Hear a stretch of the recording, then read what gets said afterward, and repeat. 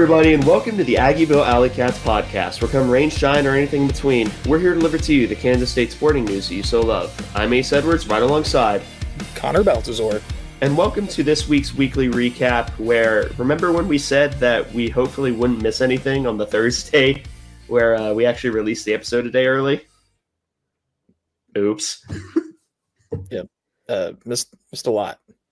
Yeah, we missed a lot. But that's what this week's episode is for. So we got basketball recruiting, football recruiting, women's basketball recruiting, and the Batcats. But before we get into any of that, we want to give a huge thank you to the sponsor of today's episode. That is Greg Arthur. If you want to be joined in having your name read out at the beginning of every single episode, please be sure to check out the official supporters link found in our podcast and Twitter bios, because every single dollar really does help the show keep going.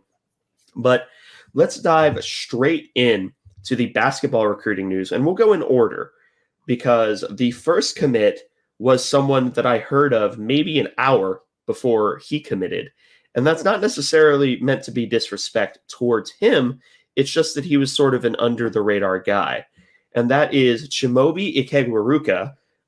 And he is a JUCO transfer, I believe a D2 JUCO transfer from Ireland.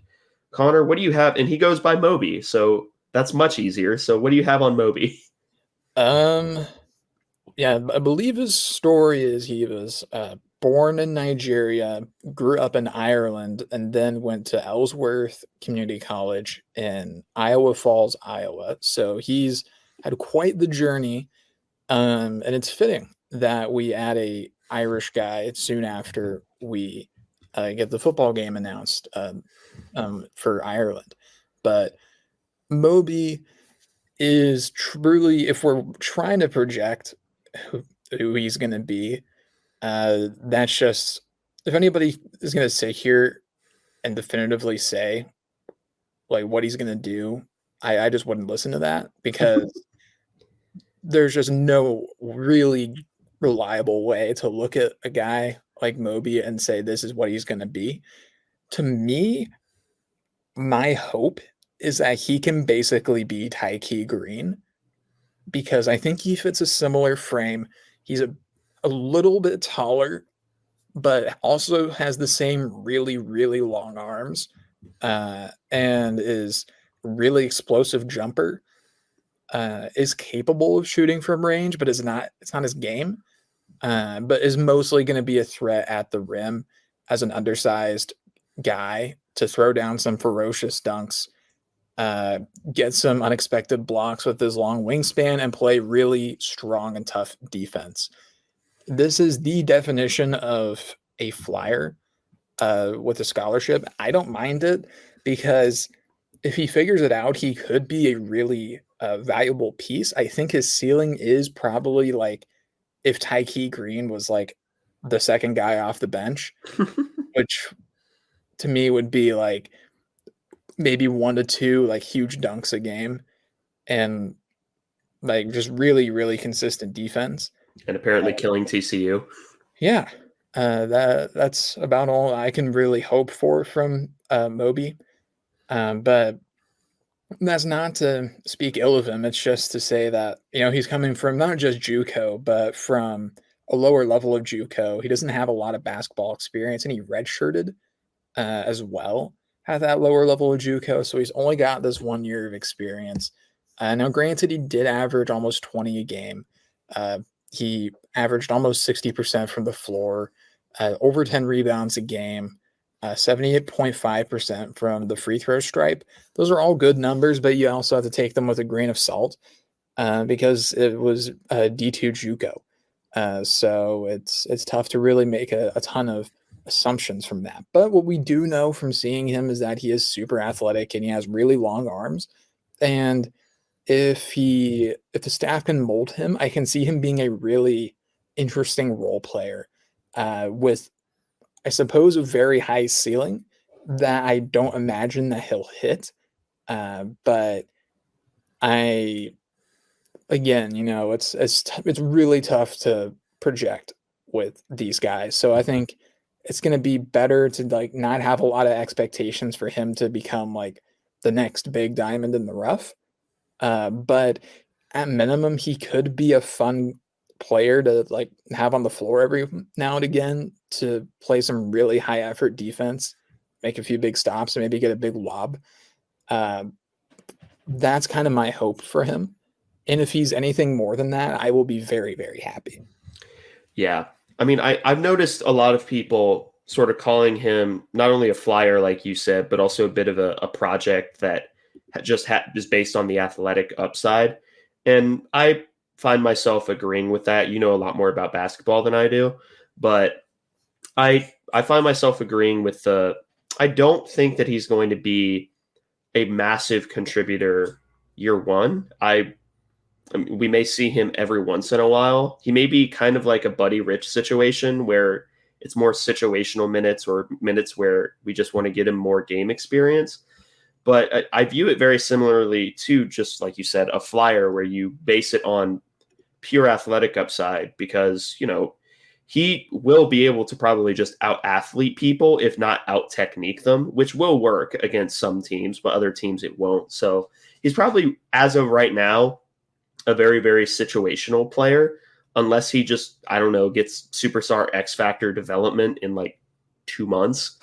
But I like the pickup as a flyer. If I would feel a little bit worse about it if we didn't get this next guy who has proven production at the Division One level, and that is A-Chor, the former forward from the Sanford Bulldogs, who I believe put up 23 up against KU in the NCAA tournament. And this was sort of the big portal piece that K-State has been waiting for a little while now, after a few swings and misses. And this sort of injected the "we're back" energy right back into K-State Twitter after a couple weeks of "it's so over." So what do you have on A-Chor? Yeah, this is a huge portal win. We got one of the best players left available, I think.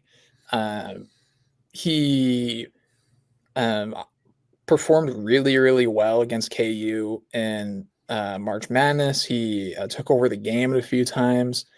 And yeah, the only real drawback with him is that he did play at a lower level, but it is reassuring to know that he has the experience with higher level teams. And now I think he's one of maybe 2 or 3 guys on the roster that has March Madness experience, and that's him and Gassan.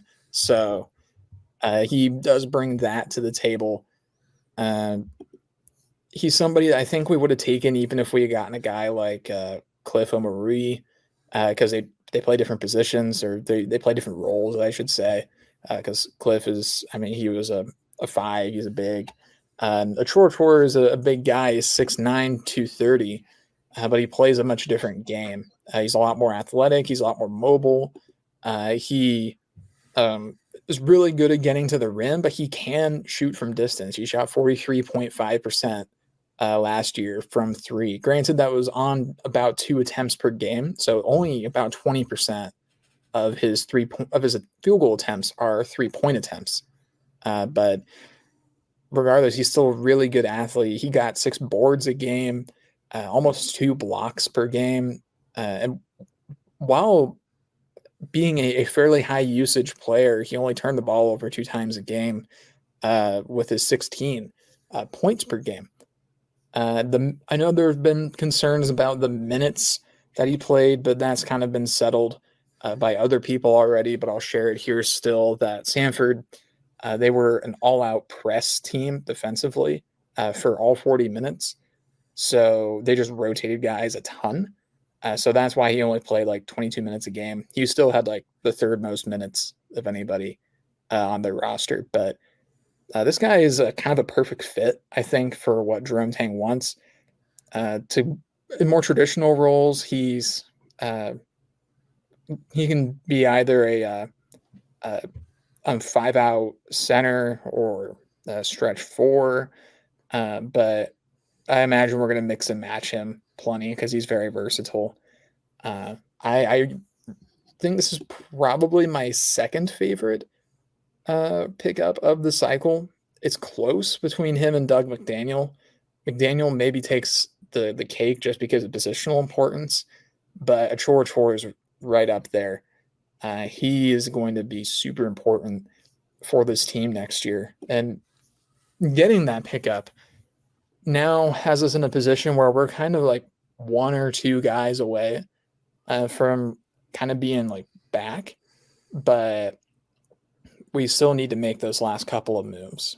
And I think they can happen. And I think we've also this year had a lot better portal cycle um, than we did last year, because last year we were kind of scrambling late. Uh, but this year we're really trying to stay ahead of things for the most part. And I'm pretty happy with that. And this is a really good pickup that I think after a couple of weeks of anxiety and some swings and misses, this was a nice refresher, I think. Yeah, I think that's probably the best way to put it. Is it was a nice refresher after a few weeks of basically doom and gloom from the K-State fan base. But that's the men's basketball recruiting news. Now we can go into the football recruiting news and the brand new JUCO commit for the 2024 class, and that is Caden McMahon from a familiar place in Tyler, Texas, from Tyler Junior College. He was chased pretty heavily early on by TCU, actually committed there at one point, and more recently was highly sought after by Iowa State. And to me, the first thing that sticks out when I see Caden McMahon is he's listed as a linebacker / safety on all of his recruiting profiles, except for the one on 3, which is still, I believe, his mostly his high school. But to me, Caden McMahon strikes me as sort of the prototype for what this defense, the Clanderman defense, wants in like a Sam or a Will linebacker. Knowing Clanderman, he's probably more likely to put him at Sam, unless he is going to shift to the more pass rushing prototype set that Rex Van Wy brings at the Sam position, in which case then Caden McMahon's going to be a sort of Will. But right now he is 6'4", but he is a little light for a linebacker in the box at 215 as listed on 3. But top to bottom, I like the pickup as a linebacker as long as he doesn't have to play immediately, because I think he needs that year to sort of put on weight and work with Coach True and learn the more true 3-3-5, which is fine because I think the people ahead of him will – do I think we don't see Caden McMahon at all this year? No, I think we see him probably just enough for him to redshirt. But I like the pickup in principle, given that we give him time to sort of marinate and develop. Because K-State likes their hybrid players, but it's not always that the hybrid player works out if we try to push them into action too quickly. See Wayne Jones. Yeah, I'm pretty well with you on this. One of the best indicators of this being a good defensive pickup to me is that the main competition for him was Iowa State, and they really have a knack for identifying really quality defensive talent of the names. They have one of the better defensive coordinators in the country, and so they're after somebody, then that's an indicator that person may be worth having. And I do agree. I think Caden McMahon is not ready this year. I do think he's too thin. And yeah, linebacker / safety, he's definitely a linebacker in my book. I don't think he has the range right now to be like a full-time safety. You might be able to get away with like a snap and a pinch, but that's not something I would be super comfortable with right now. But yeah, I see him as a Will for myself. I do think that there is a shot we could see him at Sam, but I feel like his frame really lends itself to Will a little bit more, unless he really is able to put on like 20 to 30 pounds of like good weight and like really get into like the pass rushing Sam sort of archetype. But to me, his frame just, it seems like he's going to stay thinner. And I see him more as a Will. I think his build is kind of similar to Asa Newsom. And Newsom was a really good Will before he got injured last fall. So That's where I see him at, but I would not be surprised to see him at Sam. I would be surprised to see him at Mike or safety, but I think he'll be a Will or a Sam for this team, and it's a pretty solid late spring pickup for some breaking case of emergency depth for this year, and then some quality depth going forward. Yeah, because last year the linebacker room looked pretty dire at times, specifically at the middle linebacker position. And, even with the exit of Jake Clifton for his mission, the linebacker depth still probably looks a bit better than it did last year after he went down. Yeah, I think I have to agree, which is such a shame because kind of going into the year, we felt like the linebacker room was in a pretty good spot, but just really caught the injury bug. But there seems like we're kind of accounting for that early this year. Yep.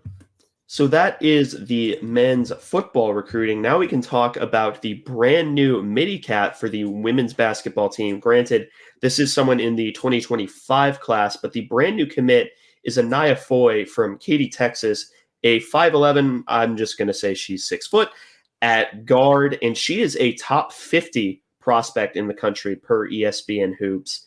And to me, she's just sort of everything that Jeff Mittie wants in a guard, except for maybe she's a little shorter than his typical prototype, which his typical prototype, just think of Serena Sundell, because his prototype is Serena Sundell.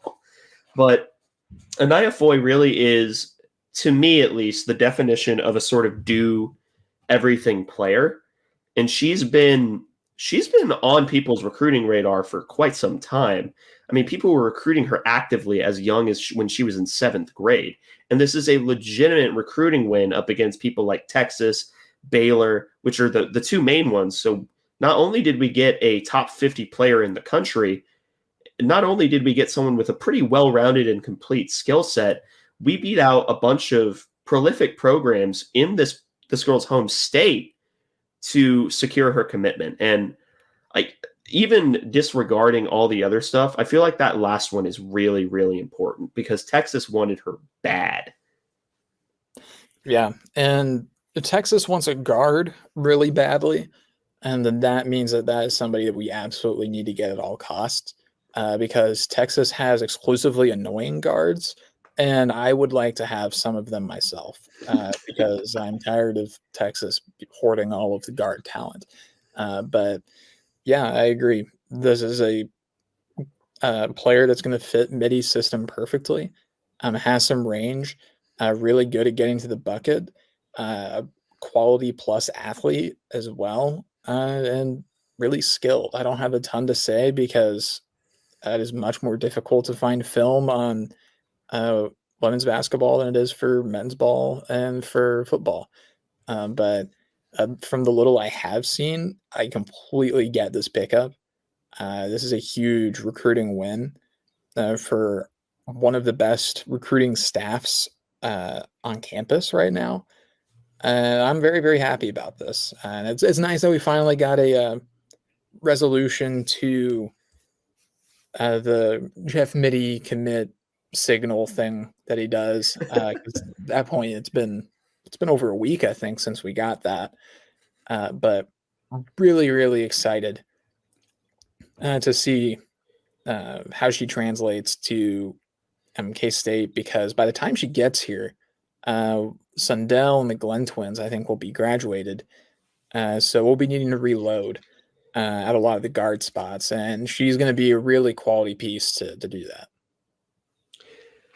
Yep. So again, of all the things that we listed, if we were to even out every single sport, this is almost certainly the biggest pickup that across all K-State sports for this week, maybe in the last couple. But just giving it the attention it deserves, because this really is it's one of, if not the most impressive high school pickup for Mittie, maybe in his entire era. Who else would qualify? Hess? You probably have to go back to Chrissy Carr's 5-star, but we also kind of cheated by having her dad be on staff. So I don't know how much that counts. But regardless, she was a 5-star recruit. and that was a pretty big coup. I think Sundell might have been a flip from somewhere else. I can't remember though. But Mitty's definitely had some big recruiting wins. But out of the high school ranks, this is one of the biggest that I can remember, at least. But my memory does not go super far back with women's basketball recruiting because just there's little to no coverage, and like it's kind of starting to change, but still it's pretty limited. But regardless, this is a huge, huge pickup for Mitty and the staff. Yep. So that is all of the recruiting news. Now we can go into the Batcats. We are going to sort of speed by the BYU series. Because at this point, it kind of, I don't want to say it doesn't matter, but it kind of doesn't matter. K-State ended up winning 2 of the 3 games, won the first 2, dropped the last one. Yes, I was upset about the last one. Still kind of am. But the first game went to extra innings, probably shouldn't have gotten that far. But it took a tying home run to get it, but K-State ended up walking off the Kyan Lotus hit in the 9th inning. So probably game balls go to Kyan Lotus and Brady Day for the 2-for-6 performance. We're just, like I said, we're going to speed through this. The second game on Friday, Jack Wentworth threw a gem of a game, going 8 innings, only 5 hits, 1 earned run, 2 walks, and 11 strikeouts. So that's a gem. Like, there's no other way to put that other than it's a gem. And then the last game we lost, and the only explanation I really have is we sort of just ran out of gas towards the back end of the game, which is a shame because this, in a perfect world, we sweep this series because BYU is #not good. But sometimes in baseball, this stuff happens. I just wish it didn't happen in the way it did. Yeah, this was a really frustrating way to end the series. Glad to get the first 2 wins, but yeah, that's a pretty brutal way to drop the last game, giving up a 3-run ninth, having to tie it back up in the bottom of the inning, and then giving up a grand slam in the 10th. Really brutal day. Used a lot of arms as well, and not a lot of people were throwing particularly well. Weisenbaker had a pretty good outing, but other than that, it was not the best day for the pitching staff. Yeah, and that's really all I want to talk about for the BYU series because it's over. It happened, whatever. Going into the Big 12 tournament, however, the first game was a rematch of the Sunflower Showdown. And I do mean the first game of the tournament, not just the first game for K-State. K-State unfortunately did end up falling 2-1 on a 9th inning go-ahead fly out or sac fly to give them the lead. And it's one thing to lose a game in the Big 12 tournament, which, I mean, we don't have a very good track record of winning the first game in the Big 12 tournament in the Hughes era. But it's more or less how it happened, where KU gets the sac fly, and that's how they end up winning the game. Really low scoring game because as much as it makes me kind of want to throw up a little bit to give KU any props whatsoever, they do have an amazing pitching staff. That's the one thing that their coach has really built up. They have a really, really good and pretty young pitching staff, which is weird to say given how the games went last year. But we can go through do you want to take the offense or the pitching numbers for this one? I'll take the offense in this one. Okay. Brendan Jones, he went over 4. Caitlin Culpepper had a fantastic day, going 3 for 4 and drawing a walk. He was really, really good on this one, but didn't get much support elsewhere. He had 3 of the 7 hits for the offense. Brady Day, he went over 3, drew a walk. Nick English went 1 for 4. David Bishop as well. He went 3 for 4. It was the Caitlin Culpepper and David Bishop show offensively. Those 2 alone accounted for 6 out of the 7 hits that we saw the entire game for K-State. Everyone else in the rest of the lineup went 0 for 3, 0 for 4, 0 for 2, 0 for 1. Drew a few walks here and there, but as a team, we struck out 12 times. We left 10 runners on base, only had 1 extra base hit. a couple of stolen bases, but just a really bad day to kind of jumble all of your hits together, because it just pretty brutal offensively, because we were able to make contact, had some guys have good days, but we just could not take advantage. Yeah. And in terms of pitching, Josh Wintrip got the start, going 3 1/3, 3 hits, 1 earned run, 1 walk, 2 strikeouts. So not a bad day as a sort of like opener, I guess. Weisenbaker goes 2 2/3, doesn't give up any earned runs, walks a batter and strikes out 2. Jack Wentworth comes in for 1 2/3, which tells you how important this game was to us. We didn't want to get in the elimination bracket first time. So Jack goes 1 2/3, only gives up 1 hit, 1 walk, 3 strikeouts. Then Tyson Neighbors is the tough luck loser, going 1 1/3, 1 hit, 1 earned run with 3 strikeouts and no walks. So again, tough luck loss sort of happens again in baseball, especially when you have such, generally good teams in terms of pitching, at least today. Yeah, and the 1 hit that Tyson gave up was really well struck opposite field to left, but it was catchable. Nick English today in the game that happened against TCU, I think he made the more difficult catch at one point. But out and left, it was just kind of a misplay. Didn't really know where the fence was. Jumped at the wrong spot and just missed it. Gave up a triple to probably the slowest guy in their lineup. And then at that point, they just had to put the ball in the air, which they did.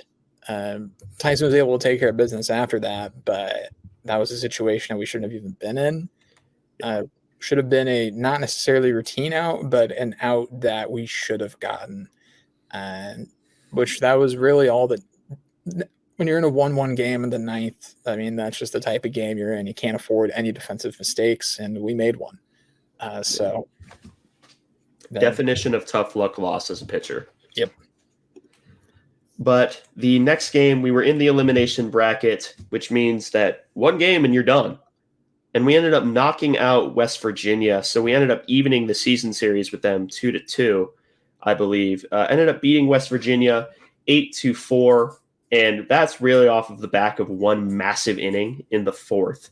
But I'll let you give the roses to, obviously, the player of the game after I mentioned the offensive numbers here. But obviously, it was a considerably better day offensively for K-State. Brendan Jones draws 3 walks, ends up scoring twice. Kyan Lotus goes 2 for 4 with a run and an RBI and a walk. He was a left on base away from stuffing the baseball stat sheet, an extremely rare feat in and of itself. But Kyan Lotus recently has been doing really, really well on the back end of the season, sort of, because a lot of early in the season when we saw him, he was making really good contact. It was just right at people. And all we really had to do was get him to either lower or heighten his exit velocity, just not have it be in the in-between area. And that's sort of what he's been doing, or not exit velo, launch angle, I should say. But that's sort of what he's been doing, and he's been doing really well because of it. Kalen Culpepper ends up going 1 for 4 with an RBI and a strikeout. So he too was 1 stat away from stuffing the stat sheet. Brady Day, 1 for 4 with 2 RBIs and a walk. David Bishop, 1 for 4, 3 RBI and a walk. Nick English, 1 for 4. Jaden Parsons goes 1 for 5. Rafi draws 3 walks. Chuck Ingram ends up playing in left field for a little bit, and then he gets pitch hit by Daniel Rivera, and then subbed out for Caden Carl. And the big story of today was the outing by the starting pitcher of K-State, which will go down not in the same annals as the tie rule flu game, because this game is better. Yeah. Owen Borma, he had probably the best start of the season, definitely the most important, the biggest, because he goes the distance in this one. He goes all 9 innings, throwing 131 pitches, gives up 7 hits, 4 earned runs, so technically not a quality start, but who cares, I guess. But he gave up 3 runs in the first inning, and didn't get an out for the first 5 batters. So it was looking pretty rough for Owen Borma, but he recovered like a true veteran and did not give up another run until the bottom of the 9th inning. And it was just kind of a off the end of the bat, like poke single that just stayed fair. But Borma, otherwise, he was nails in this one. 10 strikeouts, the 2 walks. He, for about 5 hours, had the Globe Life Field college game record for longest outing until the guy from, I think it was OU, did the exact same thing and went a complete game. Like 4 hours later, which is kind of the most typical K-State way to get a record, is to get it and then have it be immediately like tied or broken and within the day. Yeah. But Borman, he was just incredible in this one. It seemed almost like he was getting better as he like went deeper into the game. And it really helps that he's not a velo guy. He's like a control and placement guy. And when his stuff's on, it doesn't matter if he's throwing 60 or 160 almost. It's like if he can locate, because he's not out there throwing 100-mile-per-hour fastballs. He's throwing at the most 89 and was mostly sitting around 87, 86 even.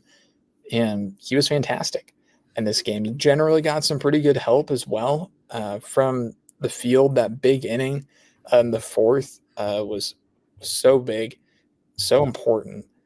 And he was even into the 8th, kind of ending the inning on a strikeout. At that point, he had thrown, I think it was his 120th pitch, was a breaking ball swinging strikeout, which is not an easy feat for a pitcher because at that point, you're really tired. And he also had to, another thing that's probably going to be forgotten about, but something that is very difficult to do as a pitcher, is to see your team put up a 7 spot in an inning and sit down for like 45 minutes and then have to come back out and pitch like nothing's changed. At the very least, in terms of your effectiveness. Obviously, the scoreboards change, but you're expected to still be fresh. And it's not easy to stay fresh when your team goes on a rally like that. But they showed video of him a few times in the dugout, and he did not sit down a single time, it seems like. He just kept pacing. He's a pacer, I guess, in the dugout. But he was electric. That was one of the best starting pitching performances that I've ever seen from a K-State pitcher, particularly given the stakes. So a huge hat tip to Owen Borma for maybe the performance of the year. Yep, that probably is the performance of the year. I don't think anything really matches it. So after that, K-State just kind of runs out of gas, I think is probably the best way to put it, against TCU the very next day. K-State ends up falling 9-4. It's just, this game was tough. I was at work for most of it, but I was sort of box score watching. And even looking at the box score, it never felt like K-State was truly in it, and which is hurtful. But you have the offense. I will say I watched from about the 4th inning on, and there was a window of this game where it did feel like K-State was in it, but it didn't last super long. It was the bottom of the 6th inning when K-State trimmed it to a 7-4 game, and we still had, I think, runners on base. And then I think we even put some runners on the following inning. So there was a time where it felt like we were back. But then TCU really, for the most part, shut down the offense for the rest of the way because K-State is just a heavy momentum-based offense. But the thing is that there's not one guy is particularly good at starting the momentum. So sometimes you're just going to have like one good inning out of like 18 straight. But this was a really brutal beginning to the game, both offensively and defensively, or pitching-wise, I should say. But we'll go down the lineup here. Brendan Jones leads off again. He had himself a pretty good day. He hit a solo home run at one point to kickstart the big inning in the 6th. So that was huge for him. He went 2 for 3. That's 1 RBI, a walk as well. Kalen Culpepper He goes 1 for 4. Brady Day 2 for 3. Nick English 0 for 2. And got subbed for Kyan Lotus, who went 0 for 2 as well. So playing both English and Lotus. David Bishop, he went 1 for 4 with a RBI hit to score Day to break the drought in the bottom of the 4th inning. So David Bishop, he really had himself a fantastic few days. He's really come along in this latter part of the season, and it was great down in Arlington. Daniel Rivera went 1 for 3 with a 2 RBI single, and also drew a walk at one point. So he only had 1 hit, but his hit was really impactful, and it was a pretty good piece of hitting. Then Jaden Parsons went 0 for 3. Chuck Ingram pinch hit. He did not start this game. He went 0 for 1. Caden Carl, he was the left field starter on this one, his first start as a Wildcat. And he ended up getting a solid contact a couple of times, including a hit. So he gets that first career hit in a K-State uniform in a pretty big setting. And he ended up, I think, stealing a bag as well. He stole second, which was kind of surprising. But he's super athletic for his frame. He's 6'3", 195, and is a redshirt freshman. So he gets on base once, and we immediately sent him. And he was not only safe, but he was safe by a lot. He was basically on the bag before the throw even got there. There was no tag. There was no is he safe? Is he not? He was there for a full beat before the ball even got there. It was really impressive base running, which honestly, all things considered, Casey had a pretty good base running weekend. Or I guess not a weekend, midweek. That's the opposite of a weekend. But it was a really good base running for the most part. David Bishop in one of the earlier games, he put on a little clinic at one point where he stole second, advanced to third on a bunt pop out play where a third base charge caught the bunt.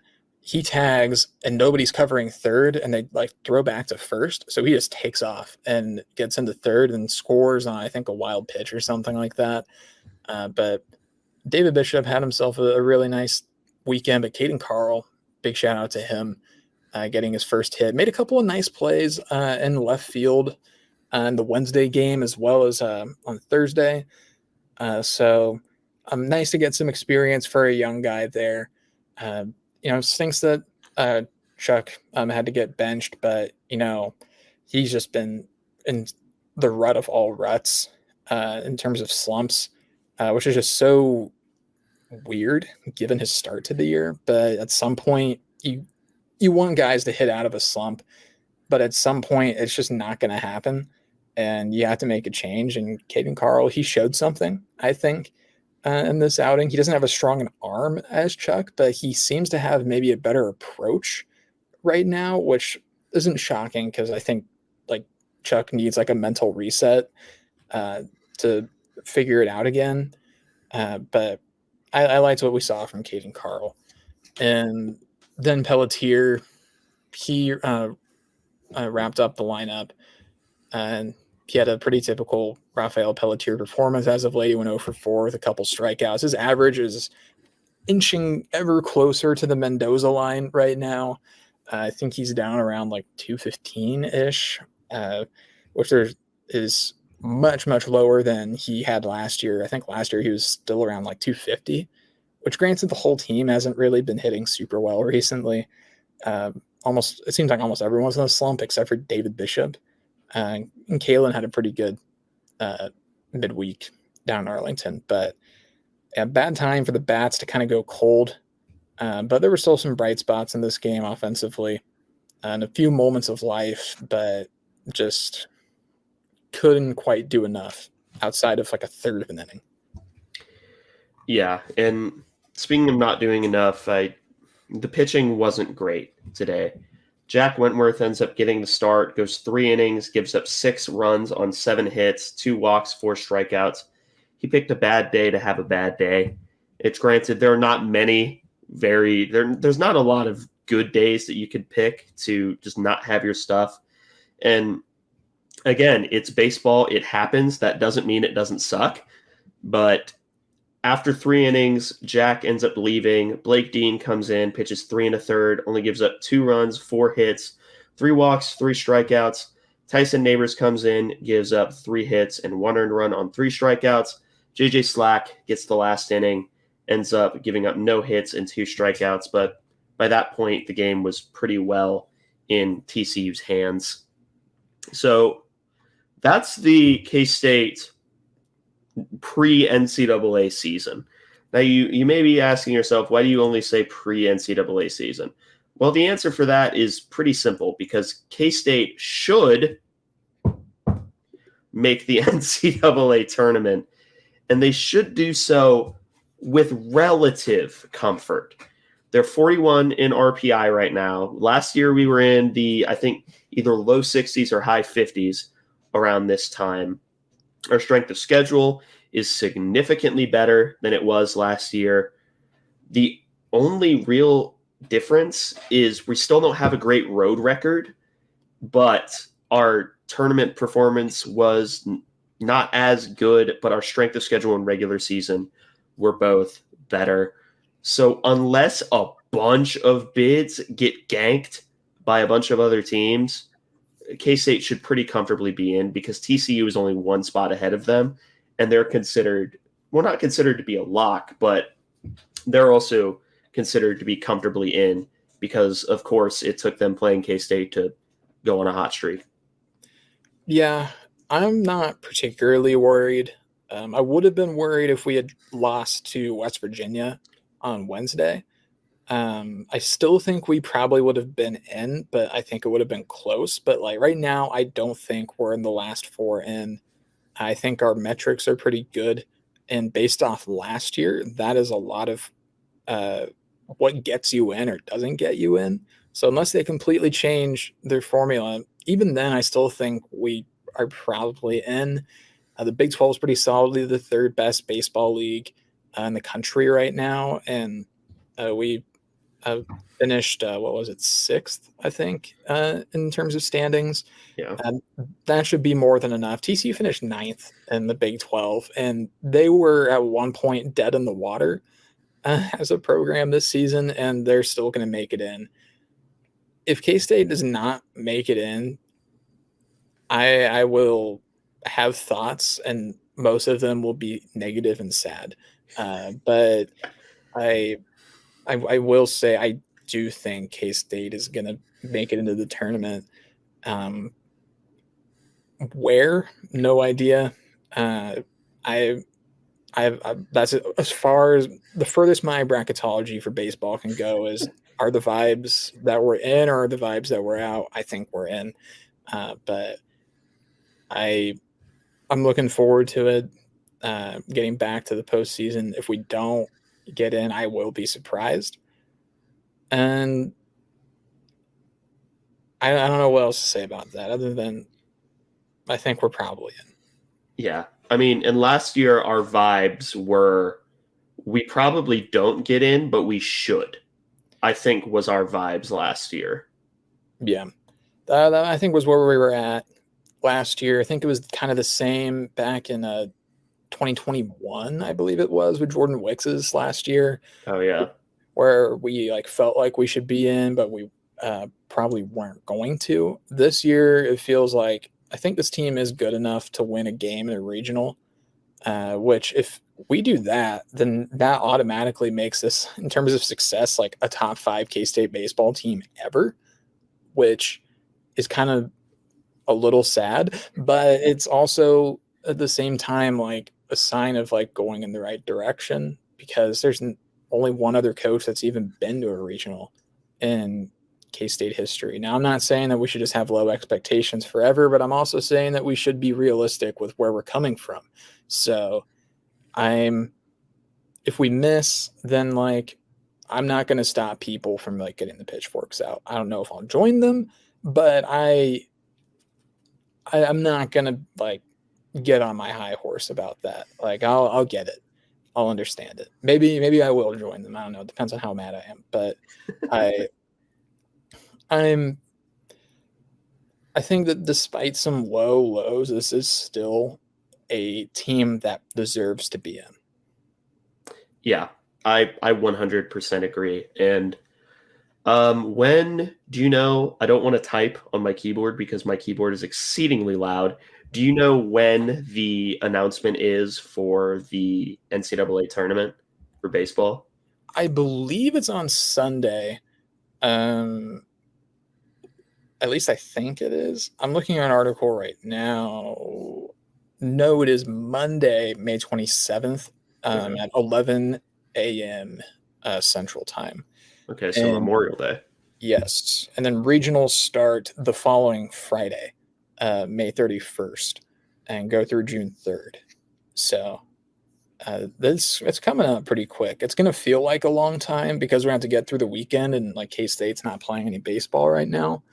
But if you're gonna draw a benefit from going 3 and out in Arlington, is that all of the arms get to rest. And even Owen Borma, who on Wednesday, he like can reattach his arm and like can be ready to pitch when we get to regionals. Yeah, that is the upside, is that everyone gets a break, sort of a mental reset. But that's pretty much all I have to say. Do you have any final notes before we sign off? Shout out to Kansas tight end extraordinaire Lincoln Cure getting his 5th star. Oh, yeah. Yeah. Congratulations. It's been a minute since we've had a Kansas 5 stars, hasn't it? Yeah, it has. And now we have 2 with him and Andrew Babalola from Kansas City. So we've gone from having 0 in I think the last decade to having 2 in the same year, which is really unusual. Yeah. But congratulations to both of them. But thank you all for listening to this episode of the Aggieville Alleycats podcast.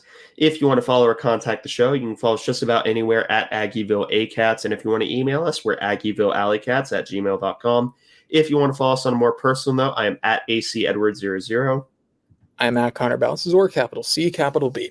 And if you want to support the show financially, please be sure to check out both the merch store link and the supporters link, both in our Twitter and podcast bios. But most importantly, thank you all for listening to this episode of the Aggieville Alleycats podcast. Where come rain, shine, or anything in between, we're here to deliver to you the Kansas State sporting news that you so love.